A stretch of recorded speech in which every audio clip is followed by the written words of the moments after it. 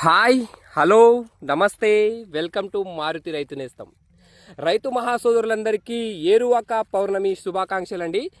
ఈరోజు ఏరువాక పౌర్ణమి రోజున మనమైతే మన యొక్క పత్తి బిట్టులో పత్తి అయితే వేసుకుంటున్నాము.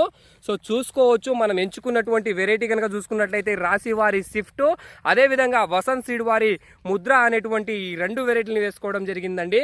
సో ఏరువాక పౌర్ణమి రోజున అయితే వేసుకుంటున్నాము.